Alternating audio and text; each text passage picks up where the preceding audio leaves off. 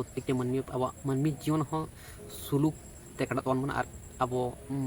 बोंगा ताला परे हो अब मानवी जीवन सुलूक ते काटा बना कथा इन वीडियो को जहाँ अड़ी पुजता बड़ीता पुजता खराब पुजता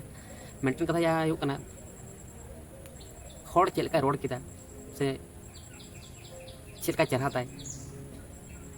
चलका कोयदा चलका माने हब हबते उना तो बाय मीटर चलका ड्रेस रोकदा चलका पर्सनालिटी ते उना नेल कदा लाभ बना किंतु चे मेन इदा कथा उनी हर चे मेन सनाय कना माने चे कथा मेन ते इंपोर्टेंट कना से बांग कना उना नेल लगती कन तबन हेसे तो नोआ इन लाइफ रे कमी लगा दाड़ा से बांग लगा उना अब नेल लगती कन तबन हर जजमेंट कता लाभ बनो जहाँ कथा कथा के रना इंपोर्टेंट कथा के दमिया उनी चेद हो इन तो हताव कते लाभ पति इन मेटा कथा मेना प्रति बार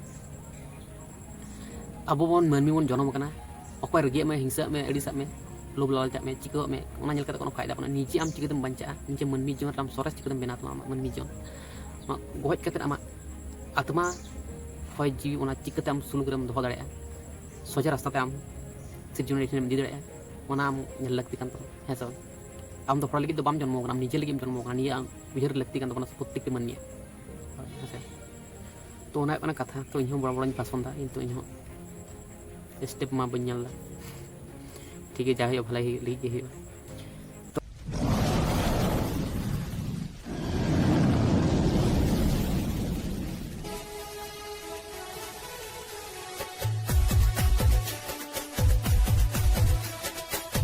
तो सानाम को सगुन दाराम मेना सानताड़ सावता यूट्यूब चैनल रे सानाम को ठेन ले साइड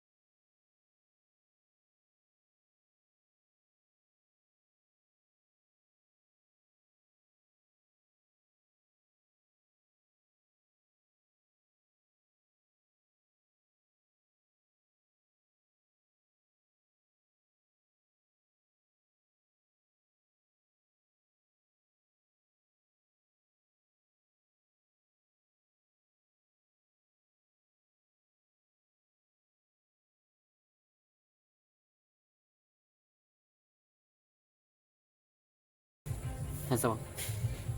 और बखान हर रेन चाम बनाव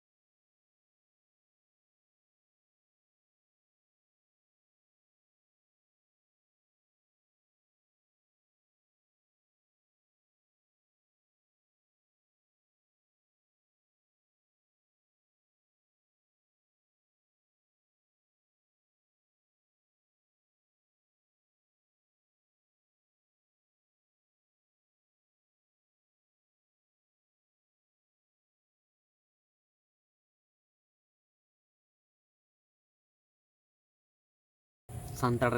बंगा बुरु मेना को मारांग बुरु मेने तो मारांग बुरु मेनाय खान दो इन जखन गे दुख हर कतरिन पड़ा तखन गे मारांग बुरु ᱧᱩᱢ कते ᱤᱧ ᱨᱟᱜ ᱨᱚᱛᱷᱚᱱ ᱵᱟᱲᱟᱭᱟ मारांग बुरु कते ᱤᱧ ᱨᱟᱜ ᱨᱚᱛᱷᱚᱱ ᱵᱟᱲᱟᱭᱟ आ ताले आस्ते आस्ते सानाम किछुᱧ बुझ दाड़ेयाव कना जे चेद चिकाग कना घटना को रियलिटी रे आर नितो नोआ इᱧ बुझ दाड़ेयाव कना प्रत्येकटी मानवी अब जहाँ तीना मानवी मेना बना 99% हर गे काला जादूते आक्रांत मेना बना कबज कना बन काला जादूते प्रत्येकटी हर गे अकय गैस टिकते हड़मो बड़ी किते अकय दो पतला पायखानाते अकय दो कैंसर ते अकय दो ट्यूमर ते अकय दो सुटके चालन ते तो उनका लेकिन अड़ी आयमा काला जादू ते आक्रांत मेना कोना प्रत्येक मनमी के तो ओका को पतिया ओका को बांग पतिया साइंटिस्ट जहां कना को वैज्ञानिक जहां कना को उनको तो बांग पतिया तो उना रना हो मिटन धाप मेना उना हो उनका लेका भाबते को बनाव करा माने दिमाग एमन दिमाग को बनाव करा नो मनमी जीवन रे मी से तो बुंगा बुरुम पतिया को बुंगा बुरु छड़ा चेद बांग हुई और मी से तो बुंगा बुरु कोनो लगती के बनु मनमी के जतो किछु कराव मनमी के आरो मनमी सिजन दाड़े मनमी सिजन दाड़ाय कना माने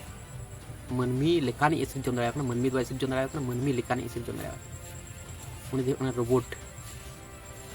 ना मनमी लेका के ठीक है ताला मनमी तीन खतरनाक को बुझा आ ताले चे चिके कना नितो जखन आस्ते आस्ते बुझ दाड़ाय कना नितो प्रत्येकटी हर के जहाना के रोग आजार बन पड़ा तो जानगुरु ओझा ठेन बन सेनो तो इन हों चलाव लेना बाहा गाड़ तीन चलाव लेन तो ओंडे चलाव कते इन नपाय ना बेस नहीं तारपर सानाम किछु नोडेना ले लाक्चर चिल धरम करम निम निम चरन नेल ᱧᱟᱢ ᱠᱮᱫᱟ ᱛᱟᱨᱯᱚᱨ ᱦᱟᱯᱲᱟᱢ ᱠᱚ ᱥᱟᱱᱟᱢ ᱠᱤᱪᱷᱩ ᱧᱮᱞ ᱠᱮᱫ ᱠᱚᱣᱟ ᱡᱚᱛᱚ ᱠᱤᱪᱷᱩ ᱧᱮᱞ ᱠᱮᱫᱟ ᱟᱨ ᱟᱫᱟᱨᱥ ᱵᱳᱭ ᱠᱚ ᱯᱟᱲᱦᱟᱣ ᱠᱟᱛᱮ ᱥᱮ ᱟᱫᱟᱨᱥ ᱡᱟᱭᱜᱟ ᱨᱮᱱᱟᱜ ᱢᱟᱨᱠᱮᱴ ᱨᱮᱱᱟᱜ ᱡᱟᱭᱜᱟ ᱨᱮᱱᱟᱜ ᱧᱮᱞ ᱠᱟᱛᱮ ᱤᱧ बुझ जाए जे काटा सारी सुठी कन पारे चे चिके बुझ आ ताले माने नितो जहां रे बन चला जहाय हड़ के हुयन जानगुरु ओझा ठने चलावन अदो ओंडे चलाव कते मनमी रेन जहाय हड़ चलाव लेनते उनी रेन गिद्रे को जानामेनते ओंडे ओझा जानगुरु ठन चलाव कते तारपरे नापाया के हुयनते रोग जार कोन बंचावना उनका लेकना कना से किंतु उनी हड़ ओंडे के रिनी कते तहन लेका बुझा जे ओना जगह इन चलावनी ओंडे के इन दो रिनी कते इन तहन जे ओंडे खन के बंचाव कन ओंडे के इन तहन ओंडे के पूरे जीवन इन कटाव उनका ठन वस्त्र ना तो ओंडे रिनी कन इन पूरे किंतु इन दो नियन मेना जे ओंडे जखन चला कना जानगुरु जठन से जहां ठिंगम चलावन किंतु ओंडे जहाना उनी होय दरकार दा जहाना आम उनी आया फायदा नेल ते मन जहाना आय हतावता निश्चय उनी हो एमनी ते तो बाय बंचा में ऐसा तो उनी जहाना के सब का बास तेम चला कना बास ते ओंडे भाड़ा में एमा दिया हम चलावना बास ते किंतु ओंडे आम रिनीम तहलना रिनी तो बाम तहलना ताले ठिनी तो बाम तहलना ओंडे तालम मने जे नुआ के नोडे मंचाव का नोडे इन जतो किछु किंतु आमा शरीर सठिक आमा ओका कान तोना पढ़ाय लगती कना से बांका नुआ आप दिसम हर बुझता उनका नितो नुका जानगुरु ओझा से ओना साथे आरो बन बड़ाय कदा जे बाहागाड़ मेना तबना तो आयमा आयमा उनका लकना जायगा मेना है से बांग जेमन आरो दिसम हापराम बीरगाड़ मेनते मेना आरो उनका लेकन के बाहागाड़ लेकन के तो उनका लेकन आयमा आयमा जायगा मेना तबना किंतु नितो निया सिचुएशन रे अबो नेल लगती कान तबना अब लय लाक्चर रे चिल धर्म करम नियम नेचर सरी सठिक भाबते ओका कान तोना पांजा लगती कान तबना किंतु अडिगान हड़ के को निजे को बुंगा बुरु कना ऐसा बांग मनमी को बुंगा बुरु कना को अडिगान जायगा कर के नेल ᱧᱟᱢᱚᱜ कना किंतु इन दो नुआ बेटार मने कदा जे अबो रेन बुंगा बुरु जेहेतु मेना को अबो बुंगा बुरु को सिरजेव का बना किंतु अपन बुंगा बुरु के इम्पोर्टेंट एम लगती कना ऐसा बांग तो इन दो पहिलो ते मने लाग थे आयो बाबा के इम्पोर्टेंट आयो बाबा छाड़ा दो दिसम दुनिया बेकार ओना परे दिन बुझ जावे जे आयो बाबा हो मना लगती कना ओना साथे बुंगा बुरा पुरन उनको हो मना लगती कना उनको ही मनाय का इम्पोर्टेंट तो जतोगी मने का कते आओ ताले चिके कना घटना नितो ओनोंका हानते नाते बन हाले डाले कना बन माने शरीर सुठी का असल जहा मेन जायगा तबन ओना दो पाया तेगे बामन नाम दा घंटा का मन हंते नाते घंटो लेके मन घंटा कना सारी छुट्टी का दोका कना ओका मनमी के बुंगा बुरु को सिरजे कना बुंगा बुरु कना को सालखान मुर्मू गंगे तकिन उनकिन हो को मेने थाय जे जेवेट बुंगा बुरु कना किन तो नोंका लेका नितो जाहेर रे मुठन को दो छवि चित्र को दोहे ते सालखान मुर्मू गंगे तकिन उनकान उनका लेका गोटा कना तो नितो आर जहां मेन के तबन जहाय प्रत्येकटी हर के नेगेटिव एनार्जी तको क्रांत कना तो ओना दो कारण दो हुयुग कना अब दोबन बड़ाय जे नोआ दिसम दुनिया बारिया मेटाल ते मेना बारिया वस्तु ते मेना मेटन दो हुयुग कना सिंपल मेटाल जहां साधारण वस्तु मेटन सिंपल जहां बन नेल ᱧᱟᱢ और मेटन दो हुयुग कना डार्क मेटाल ऐसा जहां बामबन नेल ᱧᱟᱢ तो ओना डार्क मेटाल गे हुयुग कना बोंगा बुरु दो ओना दो हुयुग कना 95% 98% से 95% उनका गे और 2% दो सिंपल मेटाल जहां नेल ᱧᱟᱢ तो जिनिस तो ओंडे बन बुझ जाय जे 98% जुदी बोंगा दाड़े मेना बोंगा दाड़े तेगे आबोन काबू हचुग तो नोआ से तो मन बुझ दाड़े किंतु 2% जहां नेल ᱧᱟᱢ सानाम किछु ओना दो कना साइंटिस्ट कना जिनिस लिका रोग आजार चेकअप में को डॉक्टर को पेश में है हर गे आत्मा को तोल कते को दो कता को आमेम गज ना गज परे तोल कते को दो कता ऐसा तो नितो जहाँ तीना मूवी को बन नेला से अब जानगुरु ओझा कोठेन कथा को बन आंजमा किंतु ओना को अडी वास्तव को बन बुझे कारण दो कना बामबन नेल ᱧᱟᱢ करा मेते किंतु मूवी को मेन गया जे नोआ दो रियलिटी रे घटा लेना ओना को गे तुलो रकाब हुई कना नोआ मूवी तलाते आत्मा को तोल दो का को आत्मा तो चेक काते को तोल दो है अब नितो जेमन जहाँ सिस्टम कना लय लाक्चर धर्म करम नियम निमाचार जहाँ सिस्टम कना ओना सिस्टम ते जुदी बाम ताड़ामा एखना आमाग तो जीवी तो हर रे आटक तम जीवी तो आमाग हड़मो कना उडुकना गज एना किंतु आधा रास्ता रे आमाग आटक ताहेन तम आटक काते को दोहो कात तम कोय दो नेलाबन जहाँ जुदी गुजुग आय आदो को साधो क्या को है से बांग जानगुरु ओझा तको चेक को चिकिया को नेलाबन जे जहाँ ओझा कनाय जहाँ जुदी को ओझा उनको दो हरहो को मीदे बखान दो को उनको हय जीवी जहाँ कना ओना कुमड़ू दिया को है से बांग तो माने मानमी जीवन रे तो दुख सुख मा मेना के ओना सावते गज परे हो आमा जीवी शांति रे तहन तमा से बांग तहन तो हम गारंटी बाम एम दाड़ा है से बांग किंतु नोआ दो 100% गारंटी का दिन ले दाड़ा आम जुदी सांताड़ रन धर्म भालो बंगा बुरुम देवा सेवा को सारी सठिक भावता एखन आमा जीवी समा आत्मा दो